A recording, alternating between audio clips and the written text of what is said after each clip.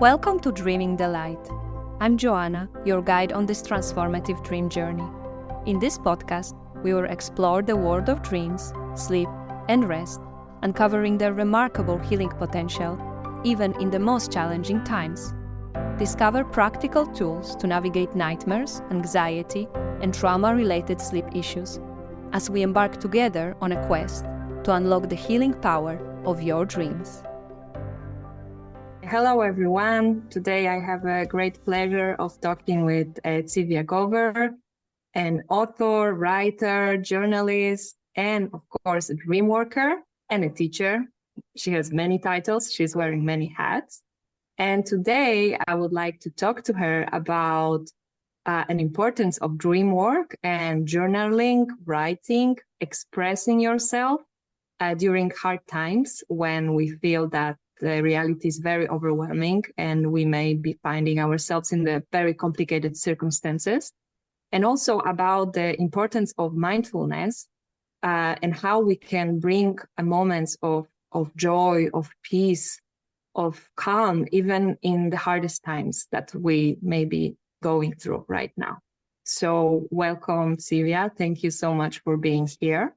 So maybe just to give a little bit of a background of who you are and what you do, could you just say a little bit about your dream and writing journey?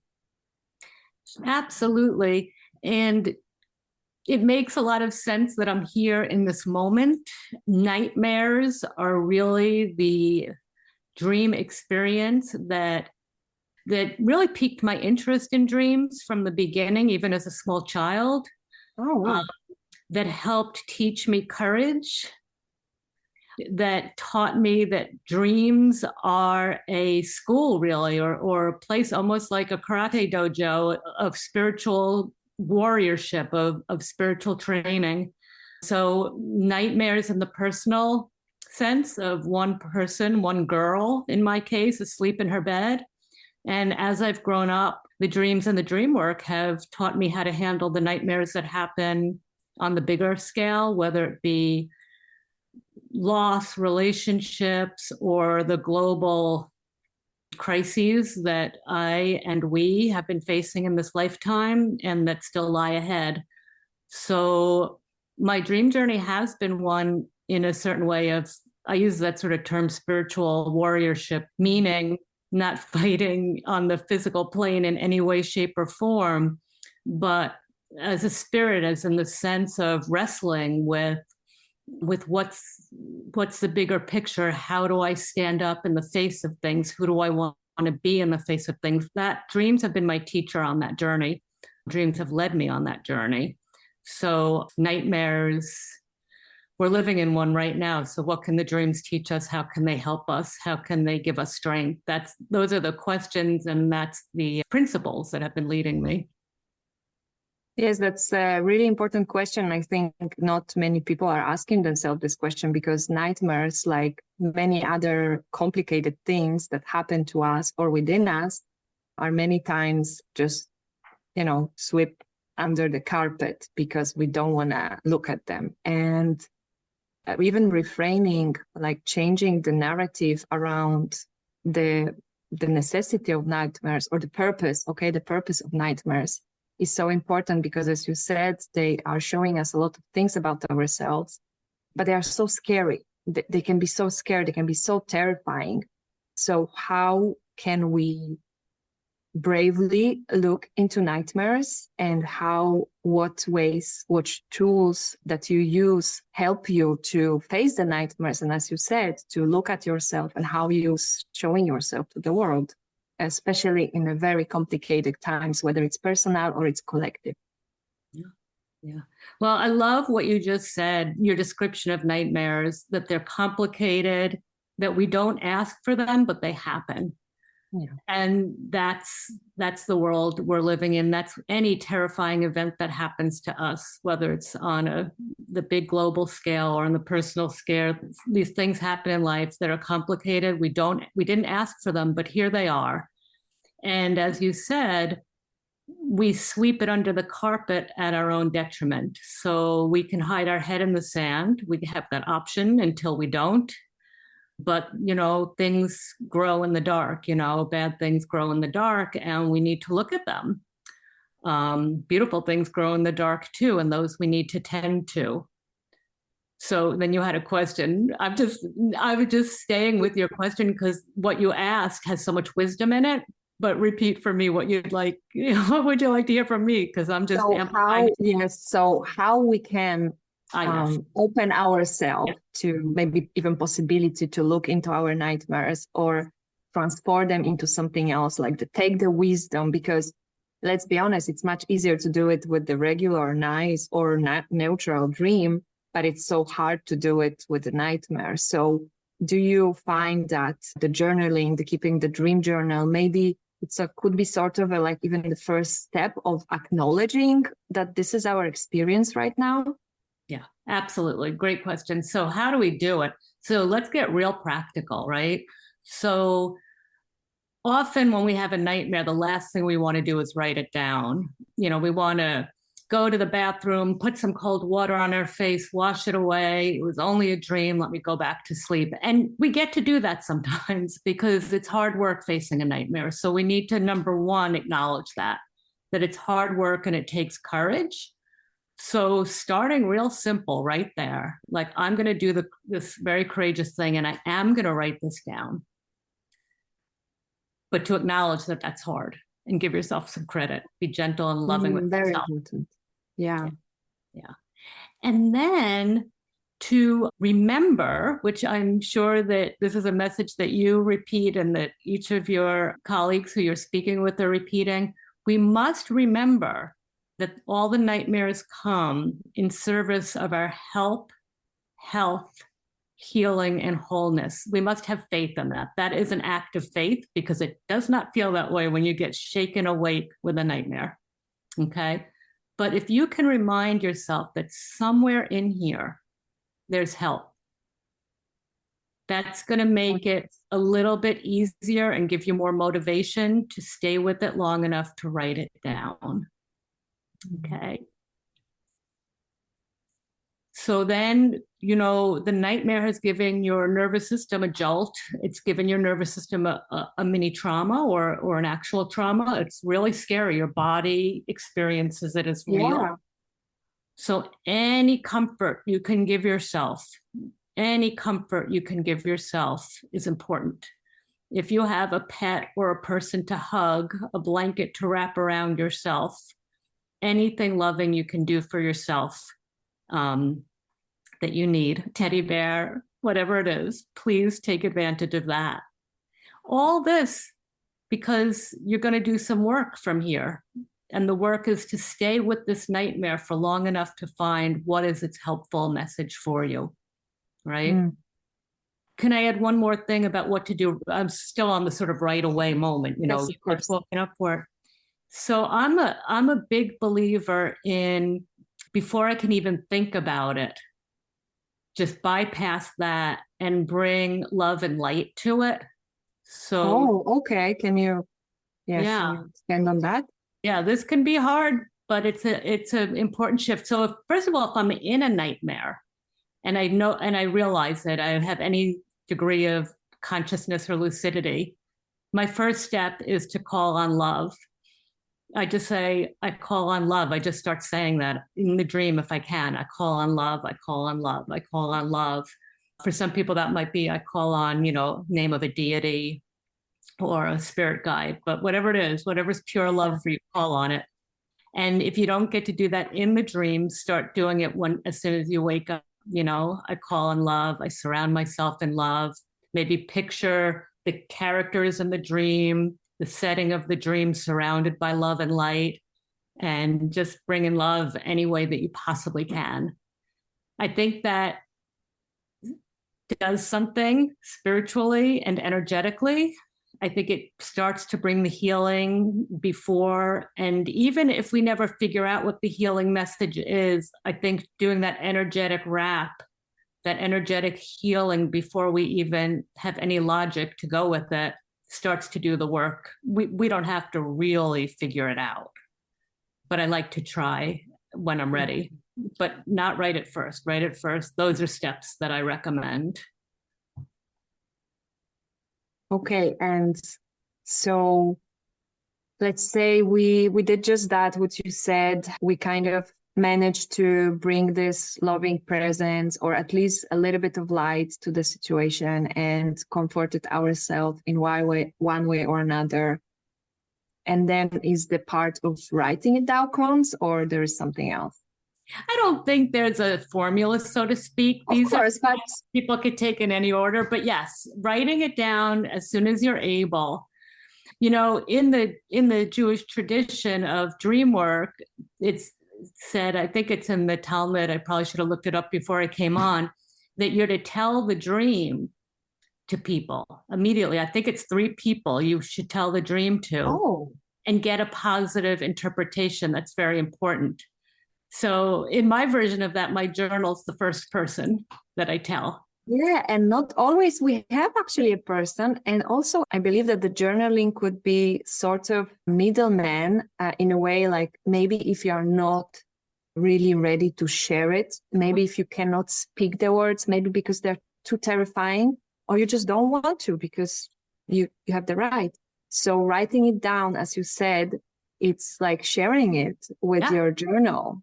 Yeah. And it also, with writing, what I feel is that it's not the same to just think about something all the time and put it on paper. Like there is this magic, or even on your phone, even if it's not paper, you know, because there is something about taking it out of your system.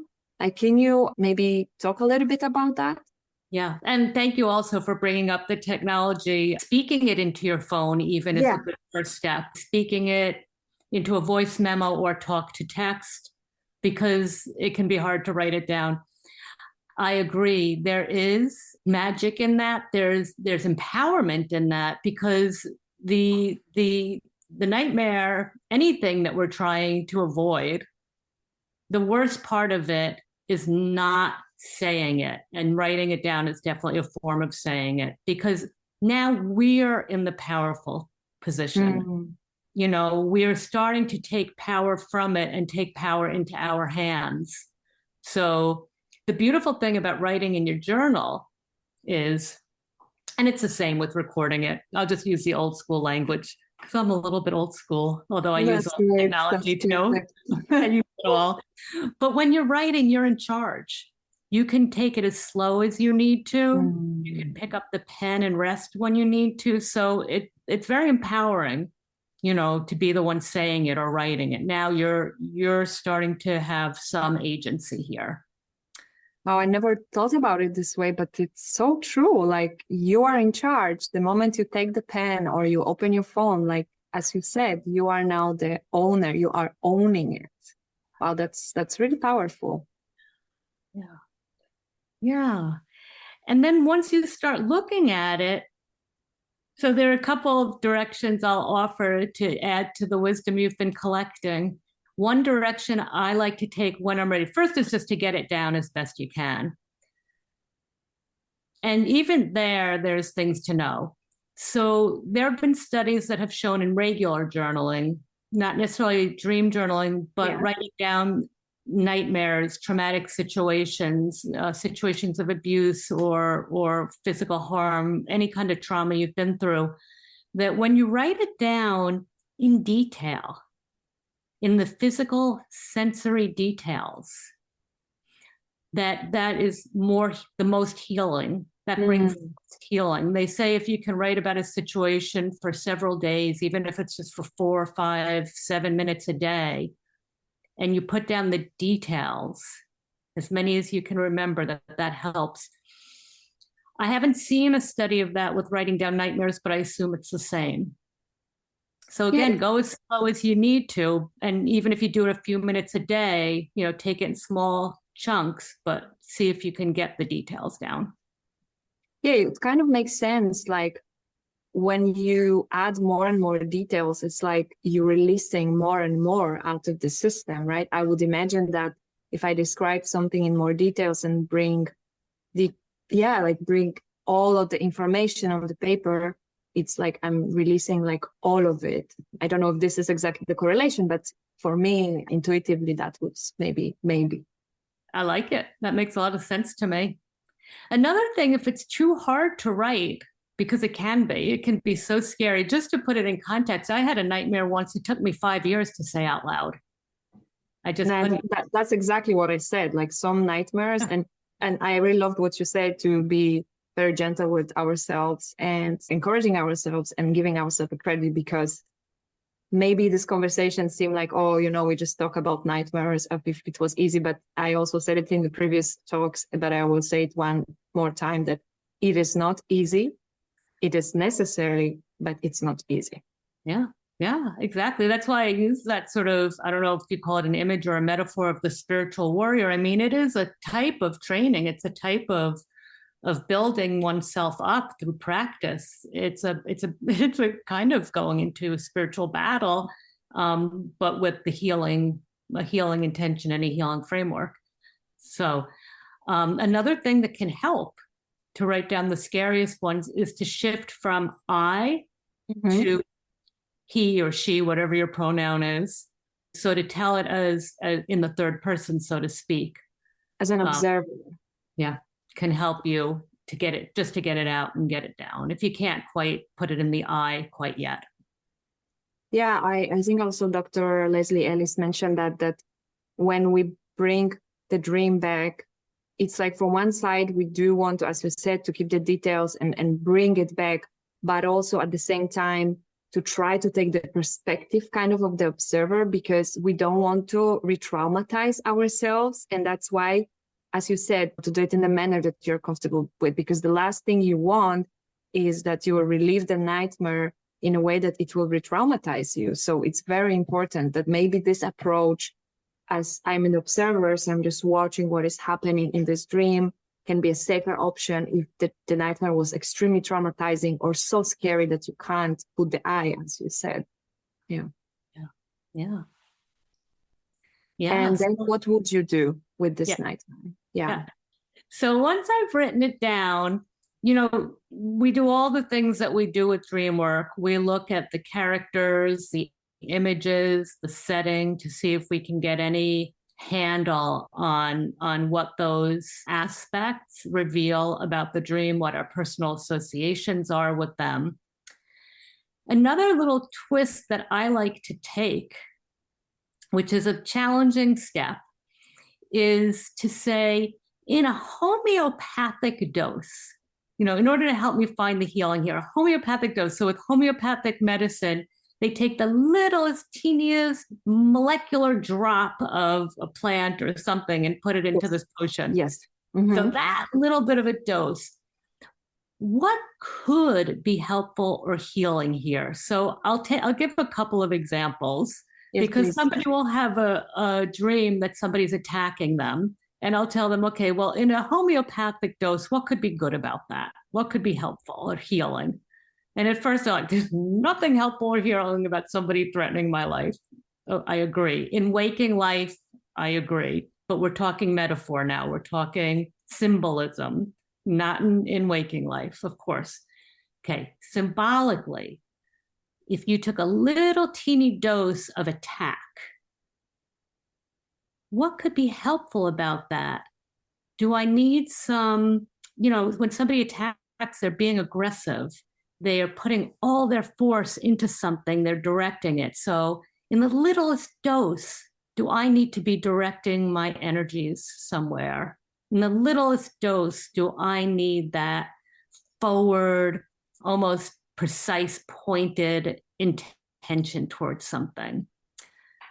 In the littlest dose, is there some part of me that I can acknowledge that maybe needs to be stopped?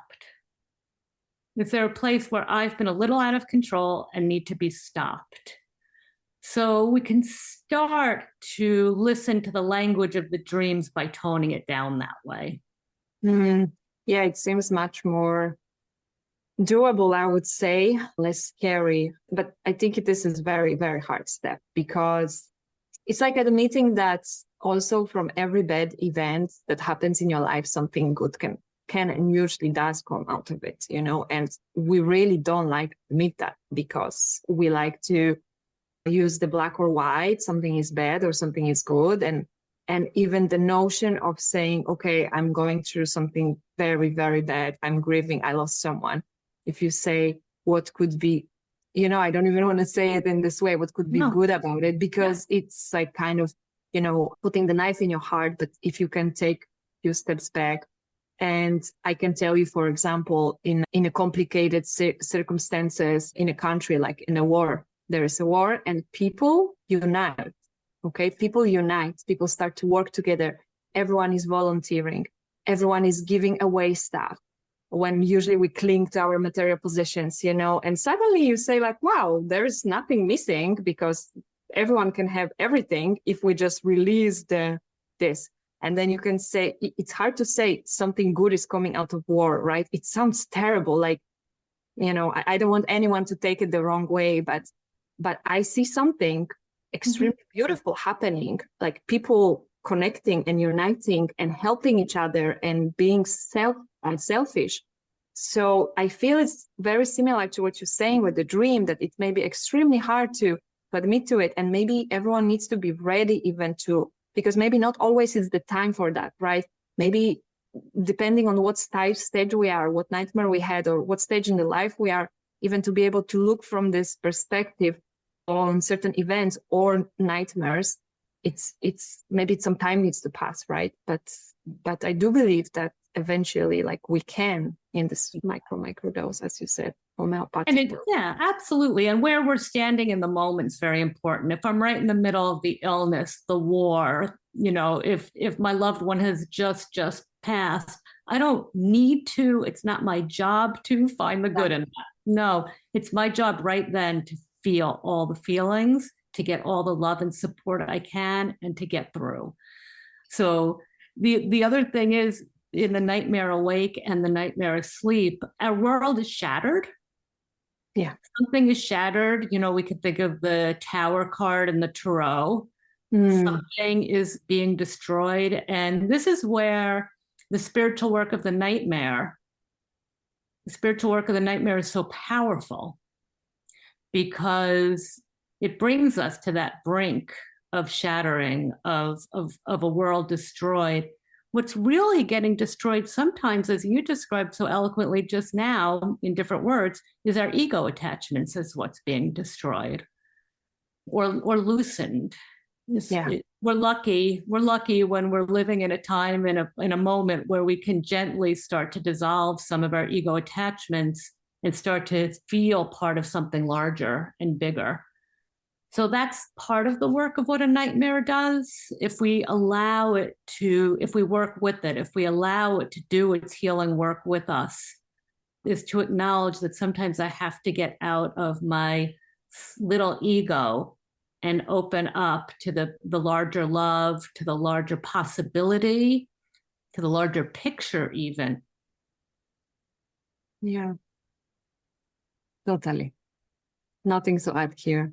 And coming back to our dream on the paper, what prompts may be like an exercise or writing prompt? So let's say someone was trying to write it down or record it. What would you recommend for a person? Maybe what question they can ask themselves, or what simple exercise can do? Let's say someone is really in the midst of a lot of things going on, and perhaps they don't have capacity to now be doing long sessions, looking in their dream, right? So kind of like a first aid for nightmares in the times of crisis. Mm-hmm. Okay. So I like simple prompts. I like to first just go through with simple prompts in the stream. I see, go through your senses. I see, I hear, I feel. Mm-hmm. That can help just get a gentle description or a brief description on the page. Then I wonder, this dream makes me think about, just simple prompts. And then at some point you might want to ask, healing might be coming from, or a helper in this dream might be. So for example, or a sign of life or a sign of hope in this dream might be, maybe there's a plant in the background. Maybe there's a book in the background. Maybe there's a little bit of light coming through a window in the background. So list anything that might possibly, again, before we were saying the homeopathic dose, if there's something we could expand, something that's maybe just at the edges that we could bring into the center. So you start to notice the helping, the healing imagery in the dream. And then finally, a good prompt is this dream might be trying to show me, this dream might be trying to tell me. Just open it up, even if no answer comes, just by opening up that question, writing the question down, we're inviting an answer to come in its time. Yeah. The last question, the last prompt, you can use it for any dream, right? But for nightmares, I think it's very crucial to even leave it open as an open question, maybe not even needing to have the final answer. Maybe it will come to you, very fast. Sometimes you just ask this question and suddenly the answer pop up in your head. And sometimes it just stays as an open question, right? Absolutely. And would you say that, because I know you also write poetry, so have you ever found like the inspiration or the source of your creativity from this type of dreams? Like, do you think that we can transform them also into something completely different, that we can actually use them also in this way for our benefit? Oh, absolutely. Well, I mean, I could use myself as an example, but there are lots of authors who have used their nightmares for their creative works. One that everyone will have heard of is Stephen King. The woman who wrote the Twilight books, those came from nightmares. Many of my own poems start from nightmares, and they've been personally healing to me, and some of them get published, and I hope that others who read them find them transformative as well in some way. But yes, the imagery in a nightmare is very compelling. It's packed with symbolism and meaning, and nightmares are universal. So other people beyond ourselves will gain something from reading what we've written, and that's a form of healing too. Yeah. I didn't even know that all those books or those creations were based on nightmares. I, as we said, I believe there are many more, but maybe if we don't feel like we can process the nightmare in a more traditional way, maybe when we don't want to use these prompts because we don't want to, we are not ready, but maybe we can create a poetry or story. And this is also healing. It's a different way, but I truly believe that it's also healing. So kind of invitation here that not necessarily you need to do it the way everyone else is doing it, but the writing, the journaling, the asking questions, or even creating, like it also extends, of course, to drawing and painting and making music. The possibilities are endless. And in this mysterious, a little bit hard to explain ways, it does change something. It does transform the energy of the nightmare, even if the final result is still nightmarish, right? And dark, it still transforms the energy, the energy that goes through you. It's not stuck anymore. So the creative process, I think, maybe it's the last thing you are thinking about right now because you are in the midst of something and you say like, oh, well, I'm going to paint now, right? But maybe yes, because maybe if your mind cannot work, right? Maybe it's too much to process. Maybe, as we said, you are not in the stage where you can see the healing coming from the nightmare, but you can use other ways of transforming this energy into something different. Yes, Joanna, that's all beautiful. And dance too, because it gets right, out of your dancing. Yeah. One thing I want to also say while we're having this conversation is if somebody hears this conversation and they're not having nightmares, it's such a good conversation to listen through because a friend might tell you a nightmare or a child. Our children are going to be having a lot of nightmares right now, and they are having a lot of nightmares. So, it's so helpful just to know that you can, just by listening to someone's nightmare, you don't need to analyze it or interpret it. You don't need to have any answers, but you could be the one to just listen with love in your heart. You can be the one to just say, hey, have you thought of making a picture from it or writing it down? You could just say, wow, you know what? Don't forget to take especially good care of yourself today because that nightmare rattled you to your bones. Or you can just say, hey, hang in there, because even if you don't know the meaning of it right now, and I have no idea what it means, but just trust. I've heard these dream teachers say that every dream, even a nightmare, has help and healing in it. So you can help each other in this way to remind each other of these things. Yeah, you brought very important point of just sharing. First of all, sharing, like I always invite everyone for dream sharing, and especially in hard circumstances, because it connects people. It brings more empathy. And as you said, there is no need, not necessary need for interpretation. There is just a part of holding space and loving listening. And that's more than enough. I witnessed it myself. Sometimes I would share a dream, hard dream, a nightmare, anxiety dream. I don't expect the other person always to give me any feedback or bring me any answers. I just want to share it. But also maybe by sharing it, maybe you will hear something, back that will surprise you and that will bring you also some relief. So in any direction it goes, it's just really good to share it or to write it down or to process it away. Yeah. And I would like to also circle to this mindfulness part of all of it, because even in order to be able to sit and write or to be able to, imagine as the loving presence, maybe when we wake up from the nightmare, or just to have a break during a very hard time when we don't feel safe, and word safe feels like, science fiction. What can we do? How can we bring this moment of peace to ourselves when the reality is not safe, it's not peaceful, it's not loving?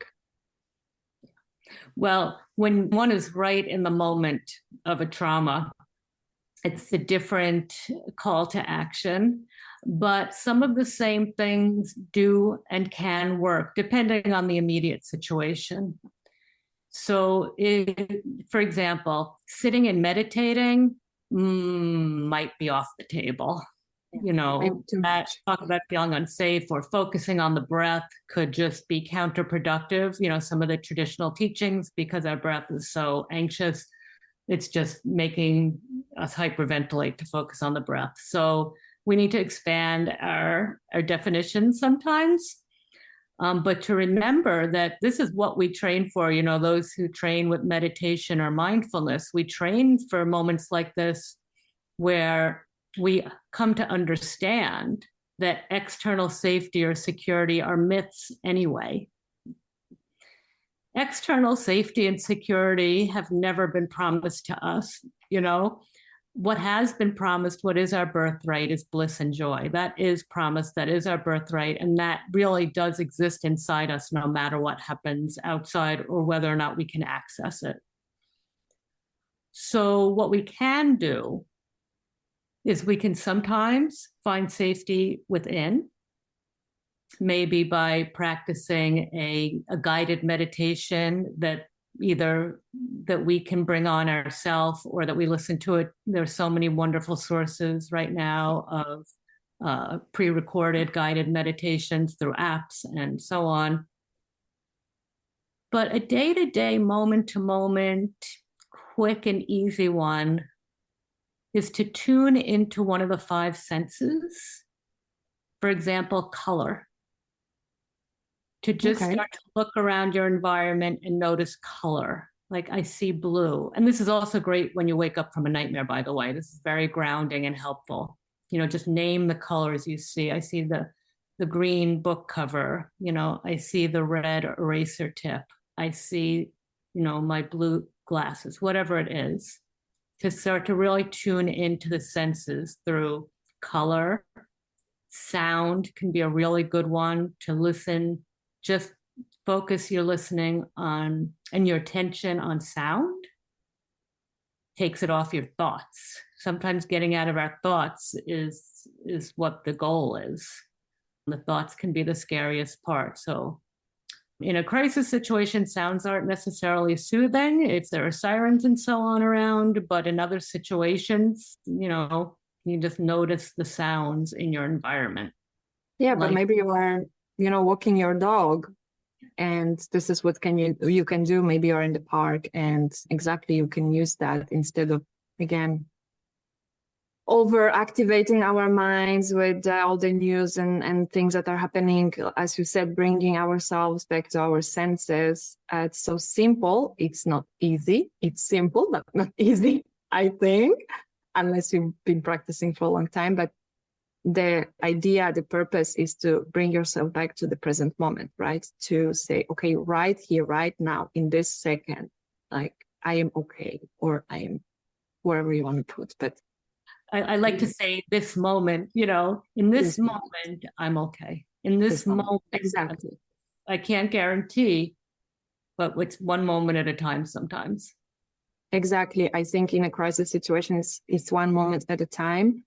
But if we repeat this moment, I am okay, or I am safe, or I am fine, whatever adjective you want to use, that during the day, you realize that you had quite few okay moments. And it kind of also builds the anchoring yourself and the staying here and now, that it's so important, because the future is uncertain, as you said, but nobody promised us that it will be other way. And the past, and we can't really do anything about it.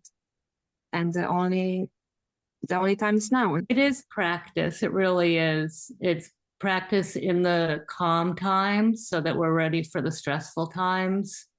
Sometimes we get thrown into a crash course, as you are being now. It's all of us, if we're willing to be awake, are being now.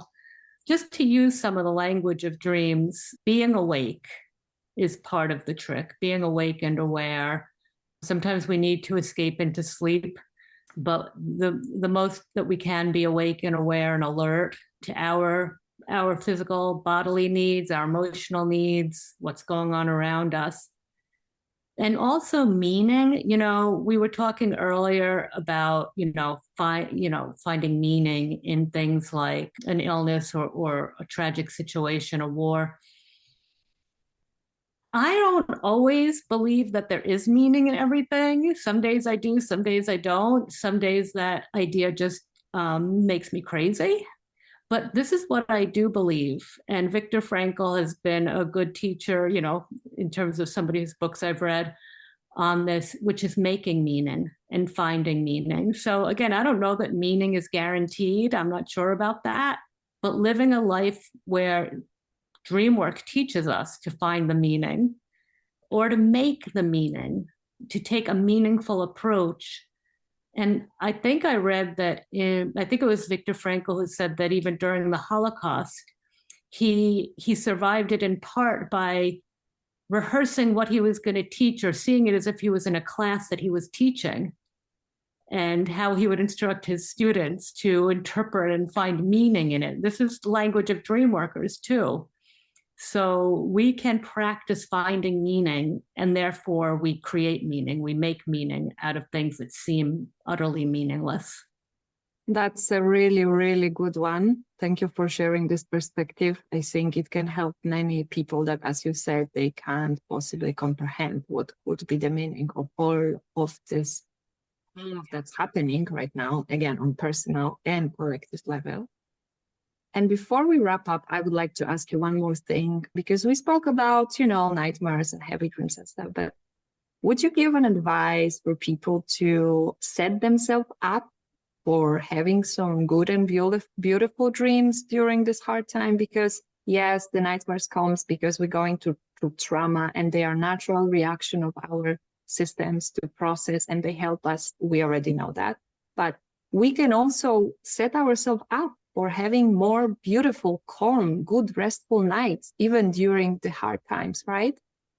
Absolutely. Absolutely. And spontaneously, some good dreams will come. When I was feeling a lot of intensity of anxiety in the past couple of weeks, I had an absolutely stunningly beautiful dream that I just kept sharing with people, because I wanted us to remember that beauty exists too.